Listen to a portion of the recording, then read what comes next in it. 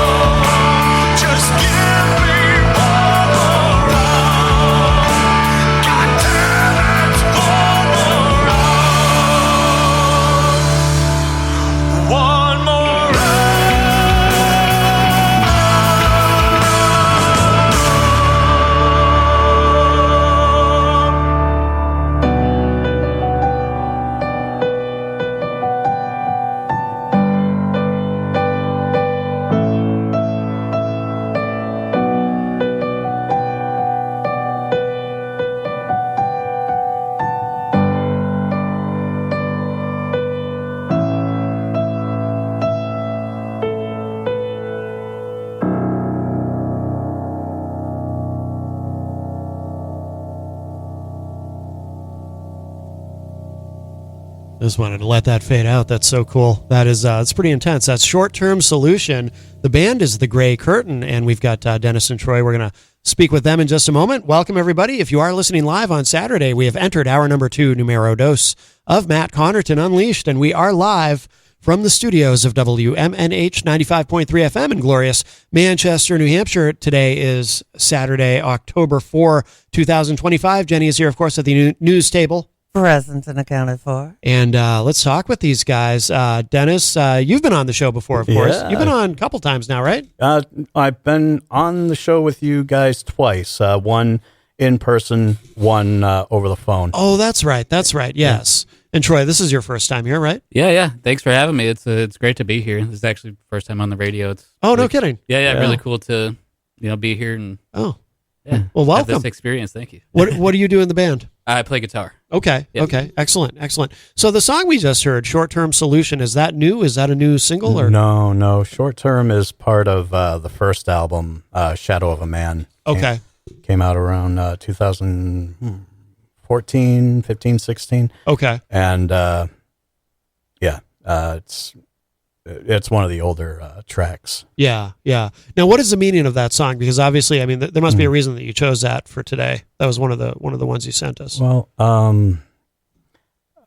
we talked a bit off air about this, but during 2012, I was 2011, 2012, I was going through a downward spiral where I was kind of alienating everybody around me and going through a very dark period of my time, my life, and basically drinking myself into an early grave.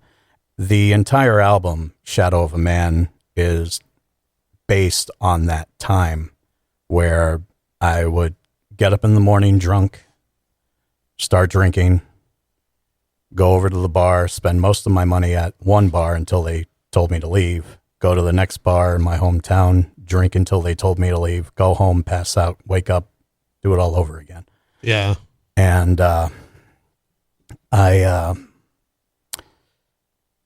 remember a quote at a show, at a benefit that we were playing, that suicide is a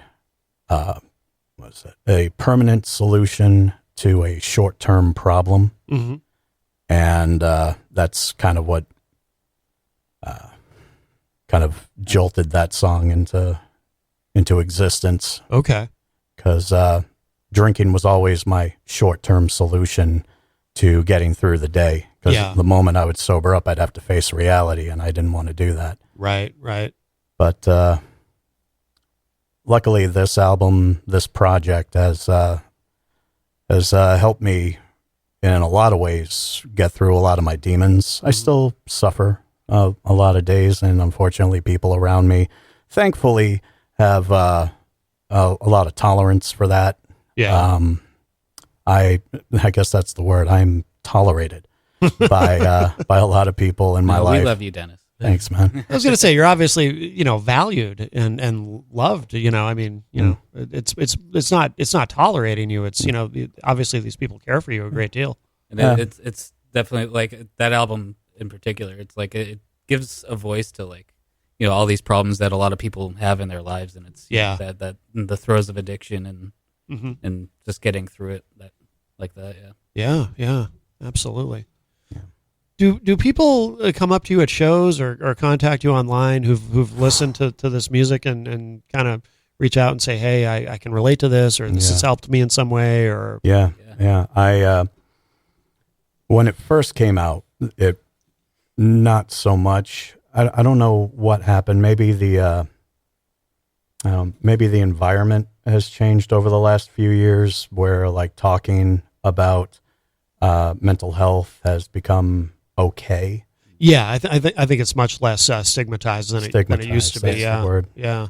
It's definitely, I feel like, has happened even more so post pandemic. It's everybody's coming out of their houses, and it's what's going on with you, and you just kind of spill your whole life out to your friends that you haven't seen in a while. Oh yeah. I remember I won't say names, obviously, but there was a young woman. We played out in Maine at a place called Charlie's Hill. That venue, the name of that venue comes up a lot on the show. Apparently, it's a pretty cool. It's really cool. We love it. It's great. Yeah. We played there once. We can't wait to go back. They treat local bands like they're nationals over there. Yeah. And I remember this one woman came up to me.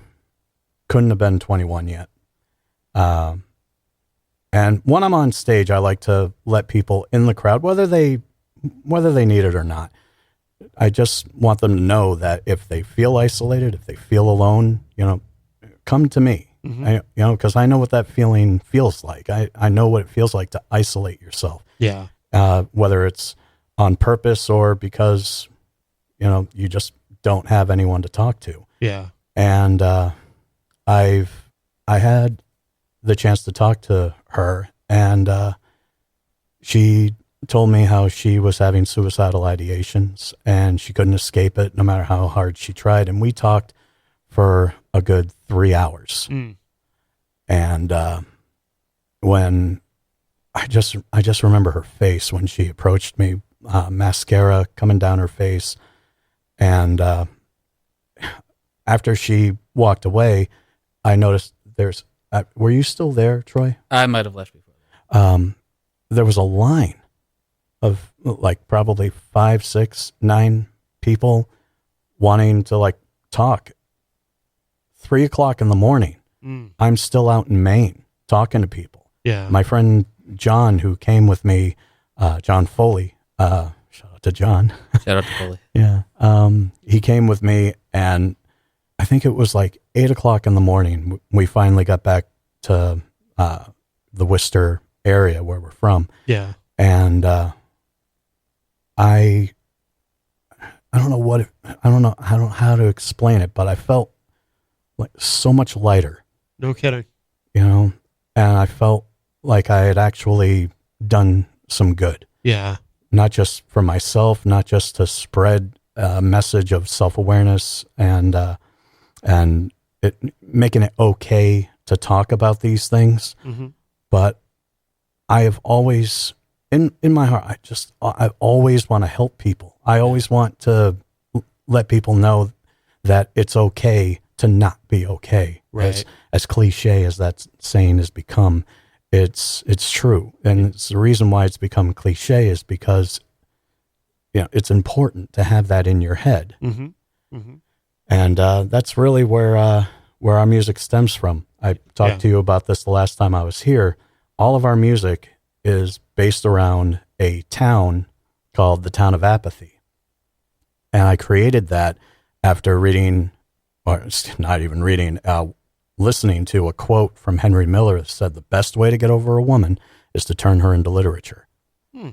So I created this town with all of my hurts, habits, hang-ups, all of my bullies, every bad memory I've ever had. Yeah. And created characters and put them in a town that they can't escape. Yeah. The first album is a fictional character by the name of Nathan Knopf, loses the love of his life, and the album takes place the last day and a half of his life. Second album is about a different character going through a different thing. Third album's going to be about different characters going through a different thing, but they're all going to be based around how people can relate to some form of mental illness. Mm-hmm. And more than anything, I want these songs, these albums, the script that we're writing to go along with it, the graphic novel that I've been working on. I want everything that we do to help people and let them know that they're not alone. Yeah. Yeah. That's excellent. Yeah. Were you starting to say something, Troy? Well, I guess to piggyback off of that, with the songwriting process in particular, with the script that he's writing, it's cool to have a feeling to attach to the music that we're writing, rather than here's this cool song that I wrote. It's this whole story that we're trying to tell with the script and the trying to fit the music into that. It's very interesting, and especially also with the shows that like I feel that like it's like after we play the show, it's like that weight has come off of me. It's like especially with these songs, it's almost like therapy. Really, it's like it's you just kind of let it all out. Yeah. That's why we call our shows. That's why we call our shows sermons rather than performances. That's why we call our fan base the congregation rather than an army or something like that. It's like you come to our shows to feel something, and that's not a knock on any other band that we play with. We love this scene. I can go back and forth with you all day. It's like with some of the bands that we have played with that deserve a lot more recognition than what they're getting. But time after time we play a show and we're usually middle or the beginning of the lineup, and someone will always approach us and say, you guys are a breath of fresh air. No one's doing what you're doing. And I think that's kind of sad because there are bands that are doing what we're doing. They're just not getting the opportunities that we're getting. Right. And don't get me wrong, I appreciate every opportunity that we get. Of course, But like just off the cuff, the Big Sun. We were talking about those guys on the way here. Great group of kids. They sound like Tool before they got rich. They before they lost the hunger. Scarecrow Hill. Love them. We had them on. And I listened to that interview. It was the first time that I had ever been name dropped. Oh, no kidding. Yeah. I was like, oh, that's cool. Yeah. But Tyler, lead singer Scarecrow, is now our drummer. He is. He loved us so much, and like we kind of built this friendship with him, and he's like, I love you guys so much. Oh, that's awesome. I was kind of surprised to find out when he played drums, and like like we were having issues finding drummers, and he was like, I mean, I'm down to fill in with you guys, and then we just kind of like begged him to be like, please, begged being the operative word. Practically on our knees, like, please, Tyler. Oh wow. Yeah. Oh, be damned. That's cool. But we've had such a connection with those guys since summer last year when we played Electric Haze, and I think we played like 12 or 13 shows with them since. I've been on stage with them a handful of times, just doing a couple of tracks here and there. I can't say enough about how much I love Scarecrow Hill. Fear the Masses, love those guys. Anaria, what a voice Jessica has. It's just my point being is this scene is it's filled with so much talent. Oh, absolutely. Yeah. So when we get the opportunities that we get, we like to share as much as we possibly can. But like we're hungry. We want to venture out and play around this country, around this world. Just spread a message that it's okay to not be okay. Right. But I can't, I can't thank Troy enough to, with being in this band. Everybody that has been part of the Gray Curtain over the last, since 2014. Oh, wow. Over 10 years. Yeah, over 10 years. Great group of musicians.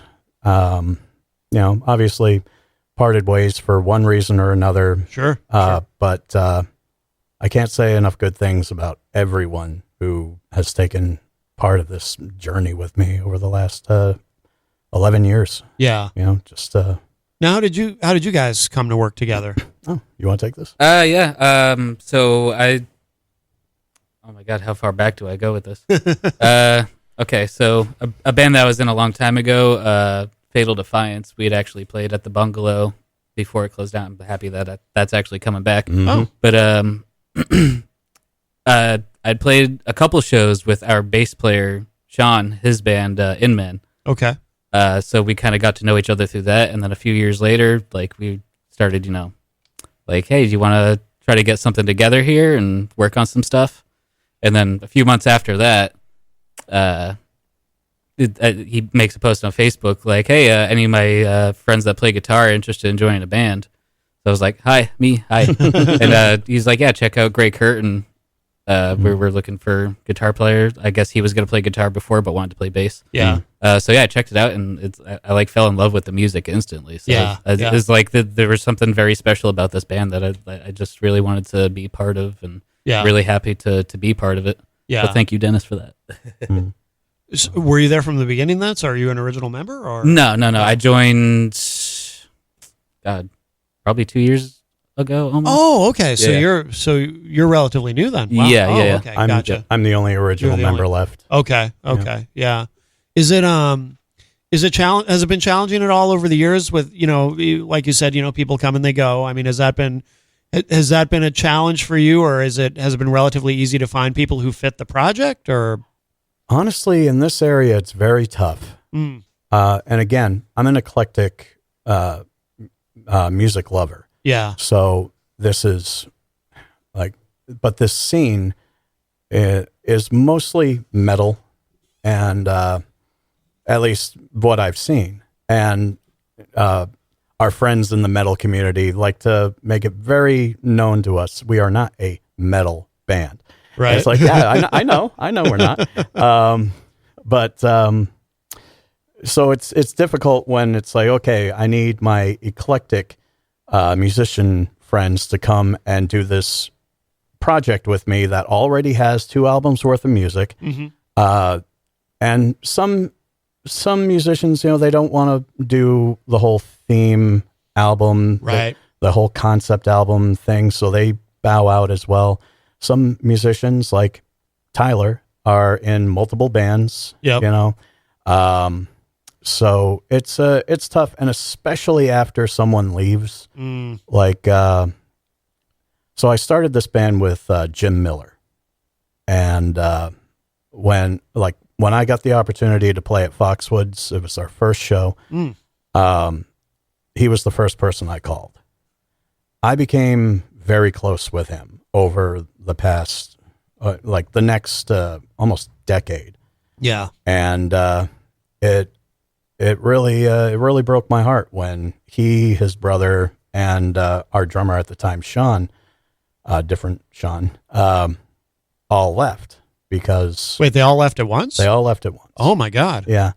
So it took me a while, not just to find people, but I basically sat around writing, doing the comic, doing the stories, and really contemplating if I was even going to continue with this. Yeah. And I'm not going to lie, certain mental illnesses started creeping in, and I was having a pretty difficult time at the time because it wasn't exactly one of those kind of separations where it was mutual. Oh, okay. I would have gladly gone another 10, 20 years with those guys. Yeah. Yeah. But, I just decided that if I couldn't do the Grey Curtain, I wasn't going to do anything at all. Okay. Because for me, it's a lot more than just playing music. It's the message. It's trying, like I mentioned before, it's trying to help people. Yeah. And I luckily found, didn't find, I was handed, in so many words, Joe Saffarano for a drummer. Okay. Joe plays for the Negans, Rag to Stitches. I think he's in 22 bands at the time. I'm over exaggerating, but Not by much. not by much. No. Yeah. Great guy. And through Joe, I was able to get a hold of Sean, who, much like Troy, I knew from when he was in Inman, when he was fronting Inman. And I was able to get him on board. Through Sean, I was able to get Troy. Joe left because, as I mentioned, he's in 127 bands. And so we struggled for a little while getting a permanent drummer, but Tyler kept filling in. Yeah. And finally, Tyler, gave in to our begging, and now we have Tyler. Yeah. We are currently searching for a synth keyboard player. Okay. And I don't know, I'm open to all instruments to play in this band. Yeah. But to rope back into your original question, it gets difficult. Yeah. It gets trying. It gets mortifying at sometimes, where you're just messaging people that you know over and over again. Yeah. It's like, hey, what do you think? What do you think? And they're like, I don't know, man. Music's not really my thing. I don't know, man. I got this other band that I'm working for. I don't know, man. I kind of just look at it like a hobby. That's the worst. Oh, yeah. I hate that response. Oh. It's also funny. There was the one guy that was like, he was all on board, all about it, and then like, what was it, like a day or two before we actually bring him in? It's like he actually listened to the songs, and he's like, "Oh, I am actually not that into the music." Oh, no it's kidding. like you didn't listen before. Wow, that's crazy. He said he was a big fan and everything. I was like, come on down. And then like 2 days before his tryout, he's like, oh, actually, after listening to the music, it's a little too sad for me. Wow. I'm like, yeah, that's the point. Oh, wow. Yeah, so it gets difficult because we are kind of like right in the middle there, where we're this group's cup of tea by like a mile, and then we're not this group's cup of tea by a mile. Right. So it gets difficult, very, very difficult sometimes. Especially with drummers, right? Because that's been a running theme on the show over the years. Like every drummer's in multiple bands because there's so few drummers. So few. Yeah, yeah. I have nothing but love for the bands that have a drummer that only drums for them. I wish I had their magic to just make a drummer appear like that. Yeah. Like Scarecrow's drummer Brendan. I cannot stress enough how amazing Brendan is. It's like before Tyler said that he would play with us, I was just like, hey, what What's Brendan doing? Yeah, what do you think Brendan's doing? And it's the same thing with the drummer for the Big Sun. Really? Yeah. Oh, Nick is just unreal talent. So like, there have been a couple of times where I've been like, hey, let me talk to you. How serious are you with this band? No, that I wouldn't have actually done that. Right. But I have like approached a couple of drummers just to be like, hey, do you have the time to maybe put another project in? Yeah. But the answer is usually no. Yeah. Because the drummers that I mentioned, Brendan and Nick, like they are so passionate about this one project that they're in, and rightfully so. Scarecrow's amazing, Big Sun's amazing. Yeah. But they would never be like, I got to split my time between you guys who are doing like all of this stuff that has nothing to do with music. Right. It's like we're a multimedia type of project where, a lot of bands are just strictly about the music, strictly about enforcing what their message is. Yeah. Yeah. And I completely understand their point of view, where it's like you don't want to overload yourself, right? But like you said, the scene is just deprived of. It's a desert trying to find a drummer that isn't in 12 bands. Shout out to Joe Zaffarano again. If you're just joining us, we're talking with we have Dennis and Troy here from the band The Gray Curtain, and so have you guys not been with the current situation? So you're looking for a synth player. Mm-hmm. So are you guys not playing shows currently, or are you? Oh no, yeah, we got shows. What are you just doing it without any keyboard? Yeah. Yeah, we have a show at Ralph's Rock Diner in Worcester on the 10th. Yes, 10th. Oh, we have nice. We have a show at Terminus on the 11th. Oh, excellent! With all of our friends. That show at Terminus on the 11th is just family. It's Scarecrow Hill. It's Devil Inside Us. It's Fear the Masses, and it's us. Yeah, that show is just going to be fun. Yeah. And then the 25th, we're playing at Kodo Lowell. With the Spooktacular with Scarecrow, a billion other bands, and Devil Inside Us. Yep. The Negans, Joe Saffarano again. I didn't know they were on that one. Oh, the Negans and Rag the Stitches. Joe's playing double duty on that show. Awesome. Oh, excellent. Yeah. But yeah, we're we're still playing because you got to get the message out there. You got to keep you fresh in people's minds. Yeah. Or else you get forgotten. I mean, bottom line. Well, I would imagine too. I mean, it must be kind of interesting, right? If you're playing, because you've had to play with these different configurations over the years. So if you have something that maybe you want a synth player, but you don't have a synth player, so you got to do without. But that must be kind of fun though in a way, right? Because doesn't it make it a kind of more of a challenge? It's like, and it gives the songs a little bit of a different flavor, a different texture, right? Definitely, yeah. It's like the having the limitations kind of opens up the creativity, kind of, and like you can find like a cool effect on your pedal to kind of fill in that space, and yeah. I was in a band years ago, long time ago. I was in a band called First Shove, and First Shove, hardcore metal.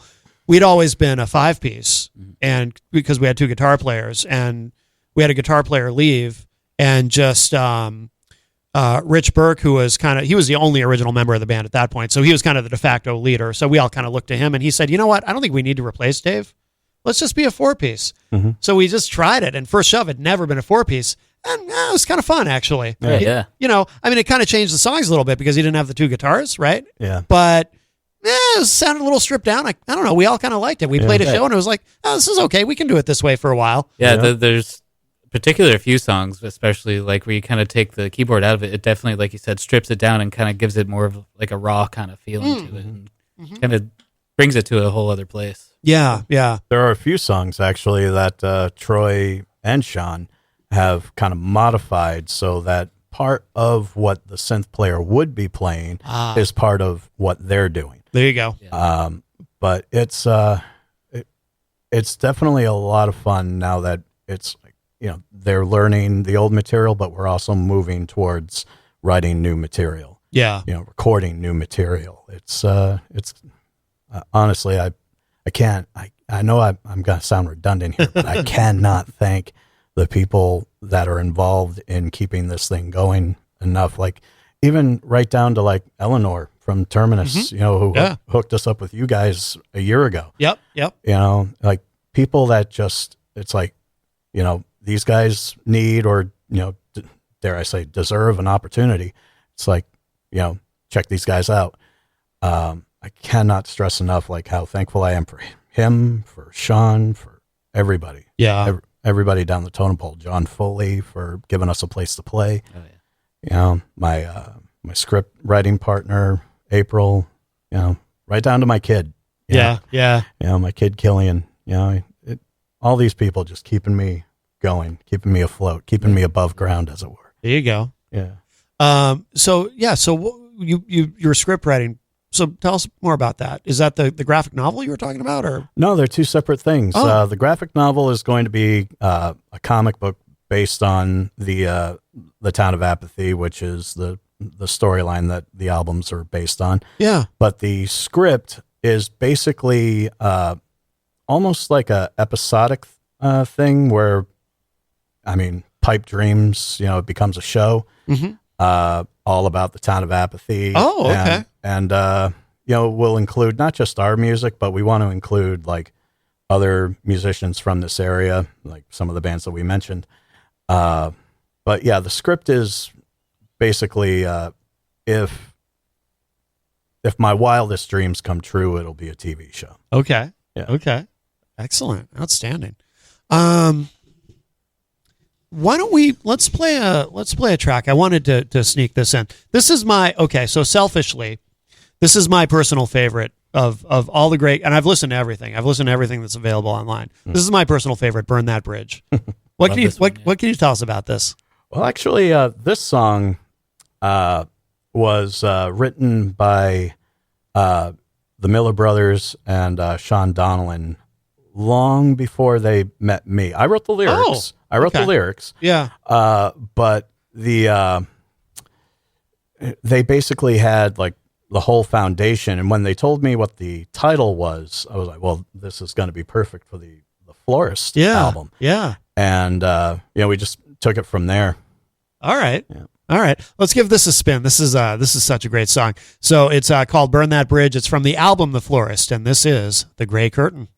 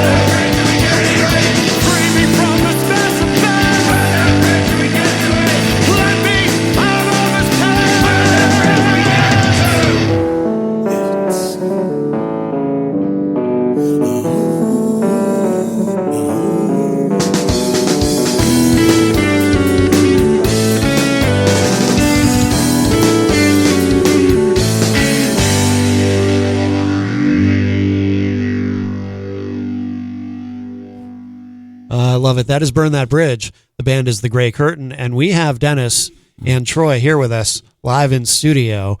And that's my favorite Gray Curtain track. So but we should talk about, so I don't know how much you want to say about the future, what the next project is as far as music, but you want to talk about that? Well, as it goes right now, we got 2 songs that we're going to be tracking out for as singles, and do we want to? I think we've talked about it before. We just kind of want to do a kind of a double album kind of thing. We got 7 songs for each one so far, and we kind of want to push a few more on each one. But we got some ambitious things coming. Yeah. And again, what I absolutely love is anyone that's in this band always seems to have like this jolt of energy to do these stories with me. This next story is going to be about 2 assassins, essentially. Okay. And each story kind of interweaves as they're given. The main antagonist of the town of Apathy is this demigod, vengeful spirit from purgatory named Sheol. Okay. And he's very bored in this town because he's all powerful and everybody else is weak underneath him. So he starts playing these little games with his pets, and he hands a list of 10 names, and he gives another a list of 10 names and says, the first to kill every person on your list of 10 gets to leave this town, no strings attached. Okay. The albums, I was hoping to do one for one killer and one for the other killer. And there was like a good couple of months there where I was afraid to say anything about it, because I was like, I don't know, these guys are new. I'm going to come at them with this double album idea, and they're going to be like, yeah, I'm out. I'm all about it. Yeah. As soon as I told him, he was like, sweet. Nice. Good. Yeah. Outstanding. Yeah. Any kind of an ETA? Off air, you said 2030? Yeah, 2033. Somewhere around there. Yeah. 2040. Yeah, I should. Right around the time I get an AARP card. But I don't know. I'm always pushing for the next thing, which is another reason why I use the word tolerate. Mm-hmm. People tolerate me for an extended amount of time.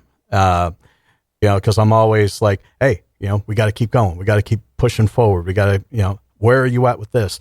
Where are you at with that? I need to work on this. So I'm going to, work on this until, Saturday when we all get together, and I'm going to have like all this ready for you guys. So be ready. Yeah. I'm a handful. Yeah. So that's what it takes though, right? It is, but it gets tiring for people that are not on that level who just want to have fun with it. Yeah. And I get that. So what I'm hoping for is a early 2027 release, but if I can 2026, but I think that's pushing it. Yeah.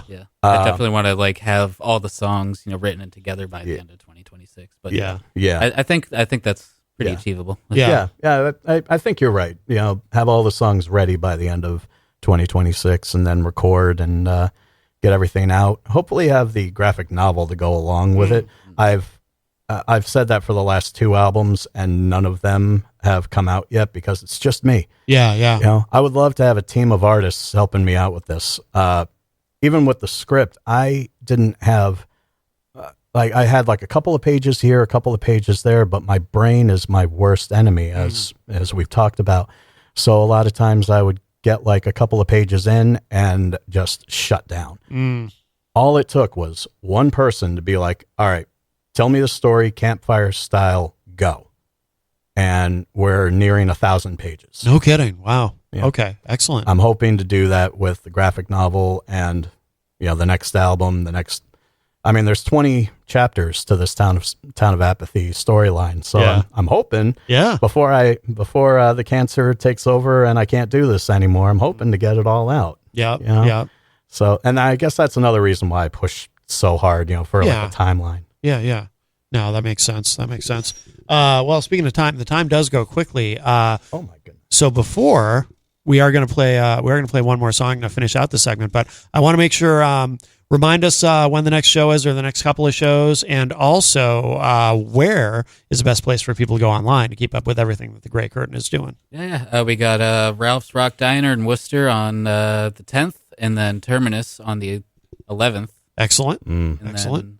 Then Kodo Lowell on the 25th. Okay. Yeah.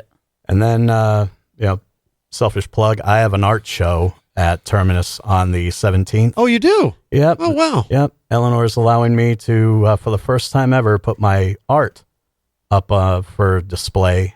Congratulations. And it's going to, another reason why I love this show at Terminus, along with playing with Scarecrow and even that show at Ralph's, we're playing with Marianne Toilette and the Runs. Yeah, I love them. Yeah. Love them. Yeah. Zombie, but yeah, we're going to be playing with Scarecrow, Hill, and Fear the Masses, and Devil Inside Us.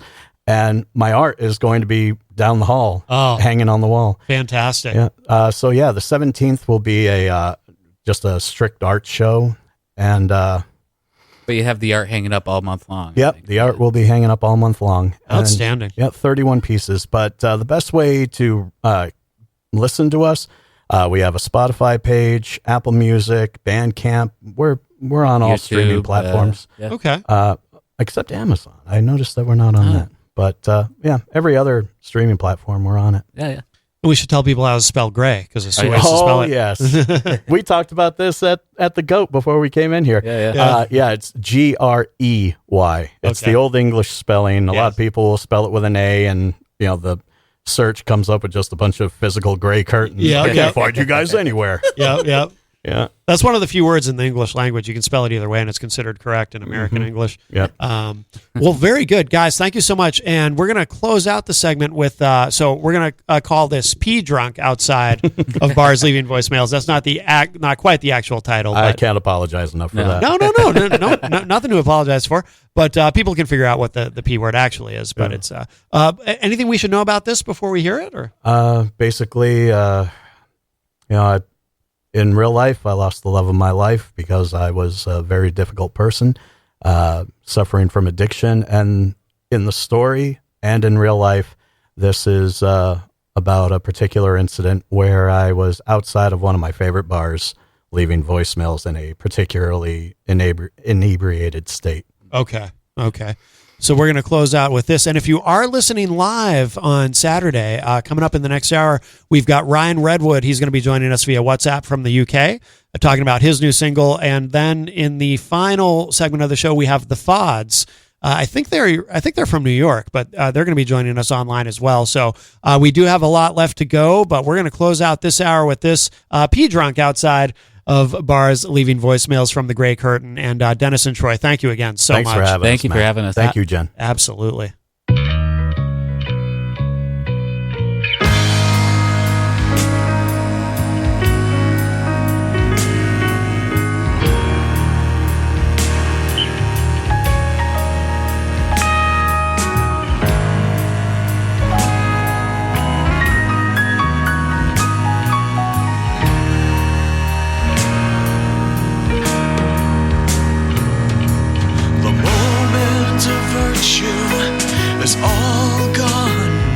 Say goodbye.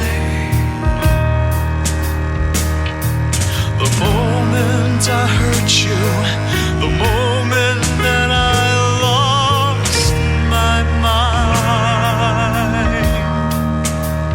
You're like cinnamon, I'm a sour man. We clash when we're together. Simpleton, understand, he fails with every